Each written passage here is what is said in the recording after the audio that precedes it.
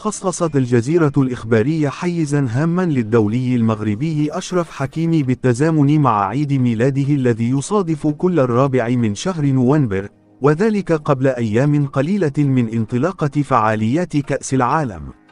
ونشرت القناة القطرية عبر حساباتها بمنصات التواصل الاجتماعي شريط فيديو قصير يتضمن أبرز لحظات حكيمي مع الأندية التي لعب معها، وكتبت ما يلي: جناح أسود الأطلس الطائر، من أسرة بسيطة في المهجر إلى اللعب لكبار أندية أوروبا.